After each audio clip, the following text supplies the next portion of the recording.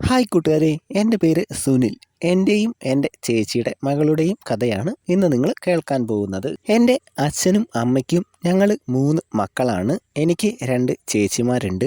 ഞാൻ ആണ് ഏറ്റവും ഇളയത്. ഇളയത് എന്ന് പറയുമ്പോൾ കുറച്ച് അധികം ഇളയതാണ്. കാരണം ഞാൻ കുറച്ച് നല്ലപോലെ ലേറ്റായാണ് ഉണ്ടായത്. ഞാൻ കുട്ടിയായിരിക്കുമ്പോൾ തന്നെ എൻ്റെ 2 ചേച്ചിമാരുടെയും കല്യാണം കഴിഞ്ഞു. എനിക്ക് 8 വയസ്സായപ്പോൾ എൻ്റെ മൂത്ത ചേച്ചി സുനിതയ്ക്ക് ഒരു പെൺകുഞ്ഞ് ഉണ്ടായി. 2 വർഷം കഴിഞ്ഞപ്പോൾ സുജിത ചേച്ചിക്കും ഒരു പെൺകുഞ്ഞ് ഉണ്ടായി. എൻ്റെ മൂത്ത ചേച്ചിയുടെ മകളുടെ പേര് മഞ്ജു എന്നാണ്.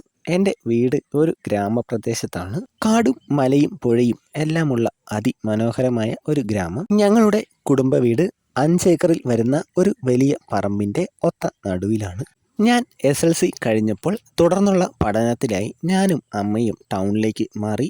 അവിടെ ഒരു വീട് വാടകയ്ക്കെടുത്ത് അവിടെ താമസമായി. എൻ്റെ ഗ്രാമത്തിൽ 10 വരെയുള്ളൊരു സ്കൂള് മാത്രമാണ് ഉണ്ടായിരുന്നത്. അതോടെ ഞാനും എൻ്റെ ചേച്ചിമാരും അവരുടെ മക്കളും ആയിട്ടുള്ള ബന്ധം വെറും ഫോണിലൂടെ മാത്രമായി. എൻ്റെ ചേച്ചിമാരുടെ 2 മക്കളും എനിക്ക് ഒട്ടും പരിചയമില്ലാത്ത കുട്ടികളെ പോലെ ആയിരുന്നു. തറവാട്ട് വീടും പറമ്പും എല്ലാം എൻ്റെ 2 ചേച്ചിമാർക്കായി കൊടുത്തു. പക്ഷേ എൻ്റെ മൂത്ത ചേച്ചി മാത്രമാണ് കുടുംബമായിട്ട് അവിടെ താമസിക്കുന്നത്. രണ്ടാമത്തെ ചേച്ചി ഹസ്ബൻഡിൻ്റെ വീട്ടിലാണ്. അത് കുറച്ച് അകലെയാണ്. എൻ്റെ തറവാട്ട് വീട് റോഡിൽ നിന്നും കുറേ ഉള്ളിലേക്കാണ്. പറമ്പിൻ്റെ അതിരുവശത്ത് വലിയൊരു പുഴയാണ്. വളരെ ശാന്തമായി ഒഴുകുന്ന പുഴയാണ്.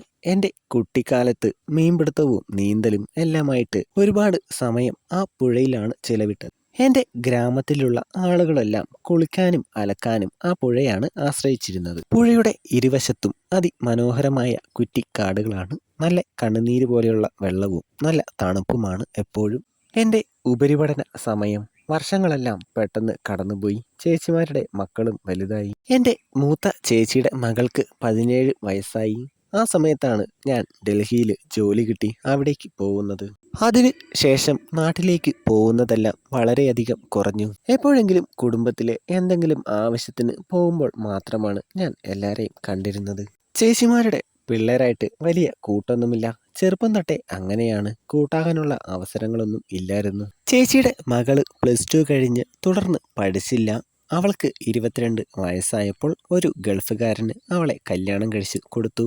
എനിക്ക് അപ്പോൾ 30 വയസ്സുണ്ട്. എൻ്റെ ചേച്ചിയുടെ മകള് നല്ല സുന്ദരിയാണ്. നല്ലപോലെ വെളുത്തിട്ട് നല്ല പൊക്കവും വണ്ണവും എല്ലാമുണ്ട്. ആ ഗൾഫുകാരനുമായി ഒട്ടും മാച്ചല്ല. എനിക്ക് എൻ്റെ ചേച്ചിയോട് ദേഷ്യവും ആ ഗൾഫുകാരനോട് അസൂയയും തോന്നി. ഒരു 1.5 വർഷം കഴിഞ്ഞപ്പോൾ ഗൾഫുകാരൻ വീണ്ടും തിരിച്ച് ഗൾഫിലേക്ക് പോയി. പിന്നെ 1-2 വർഷം കൂടുമ്പോൾ മാത്രം വന്ന് പൊക്കോണ്ടിരുന്നു. നാട്ടിലെ ആ വലിയ തറവാട്ട് വീട്ടിൽ മൂത്ത ചേച്ചിയും മകളും ഹസ്ബൻഡും മാത്രമാണിപ്പോൾ ഉള്ളത്. ചേച്ചിയുടെ ഹസ്ബൻഡിന് തുണികളുടെ ഹോൾസെയിൽ ബിസിനസ്സാണ്. പലപ്പോഴും വീട്ടിൽ ഉണ്ടാവാറില്ല. ചേച്ചിയുടെ മകൾക്ക് ഇതുവരെ കുട്ടികളൊന്നും ആയിട്ടില്ല. ഇടയ്ക്ക് ഞാനൊന്ന് നാട്ടിൽ പോയപ്പോൾ അവരെയെല്ലാം കണ്ടിരുന്നു. അവള് ഇപ്പോൾ പഴയതിലും സുന്ദരിയാണ്. അന്ന് കണ്ടതിൽ പിന്നെ അവളുടെ രൂപം മനസ്സിൽ നിന്ന് മായുന്നില്ല. 1 മാസം ലീവെടുത്ത് ചേച്ചിയുടെ വീട്ടിൽ പോയി നിൽക്കണം. ചേച്ചിയുടെ മകൾ അവിടെ ഉള്ളതുകൊണ്ട് കുറേ ഡ്രസ്സും പെർഫ്യൂമും എല്ലാം വാങ്ങിവെച്ചു.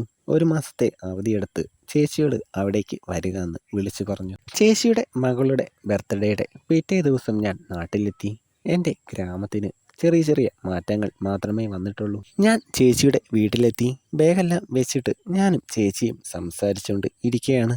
അപ്പോഴാണ് കതകിൻ്റെ പുറകിൽ നിന്നും പെണ്ണ് കാണാൻ വന്ന ചെറുക്കനെ നോക്കുന്ന പോലെ ചേച്ചിയുടെ മകള് എന്നെ നോക്കുന്ന കണ്ടത്.